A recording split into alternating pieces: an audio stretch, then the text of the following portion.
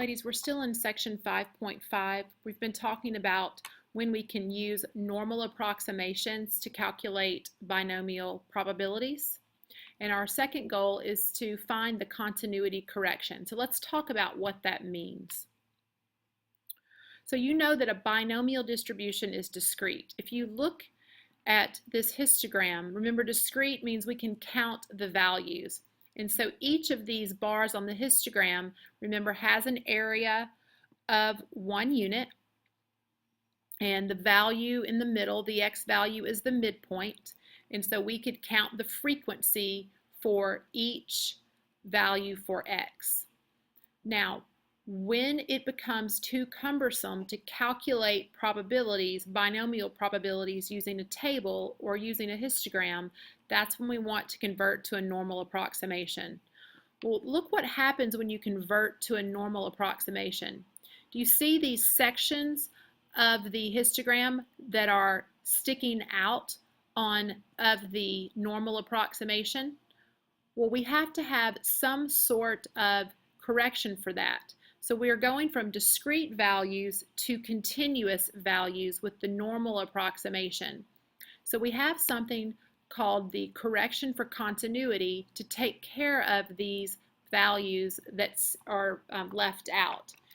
And so when we use a continuous normal distribution to approximate a binomial probability, we need to move our value 0.5 to the left and the right of the midpoint to include all possible x values in the interval. So when you read correction for continuity, that's what we're doing. We're adding 0.5 to the left and the right of the midpoint, so we include all values. So let's talk about how to do that. Use a correction for continuity to convert the binomial intervals to a normal distribution interval. Number one, the probability of getting between 270 and 310 successes inclusive. So we're looking at having values on the left-hand side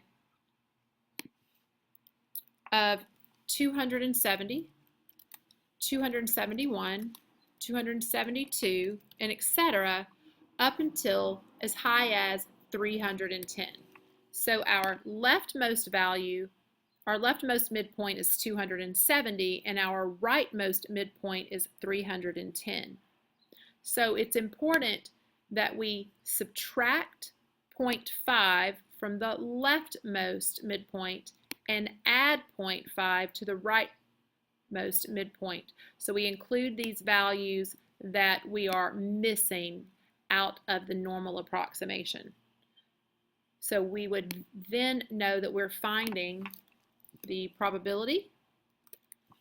Now if we take 0.5 off of 270, that makes that 270 minus 0.5, or 269.5 is less than x, which is less than, and on the right hand side we would add 0.5, so 310.5.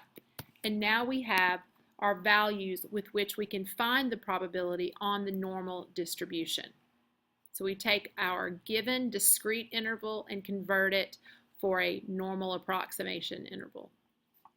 Number two is asking for the probability of getting at least 158 successes. Well, if we're looking for at least 158 successes, if we write them out in discrete values, we know that we could have at least 158 successes, or 159, or 160, or 161, or etc., going off into infinity. Again, that would be something that's difficult to calculate, so we would want to convert that to a normal approximation. Well, because the right-hand side continues going and doesn't end, we don't have a value to add to the right midpoint. We only have our left midpoint.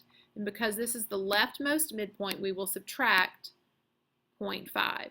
So we'll be finding the probability that x is greater than 157 0.5.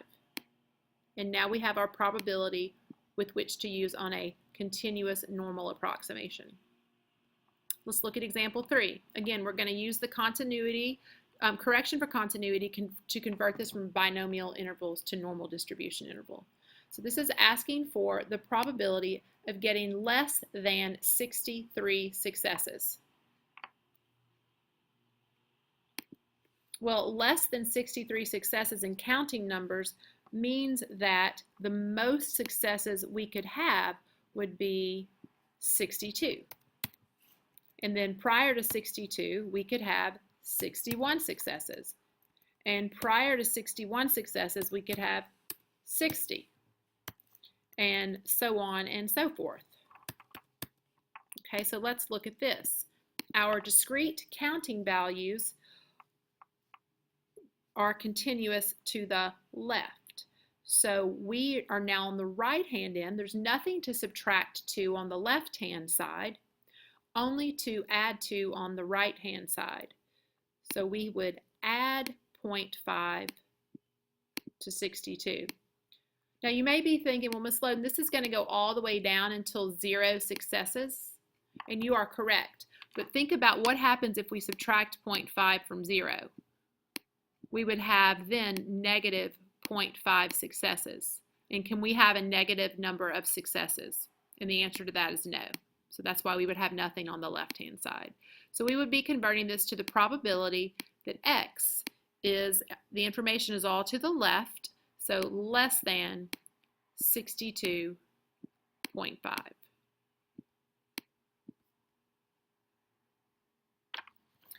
Please take a moment and read over page 277. It's going to say what I just said out loud to you, but I believe it'll make more sense if you read through it. And then, of course, you can do the try it yourself problem. Then you'll want to move on to page 278. There's a nice summary for you at the top of that page. And then don't forget to finish up and watch goal 3.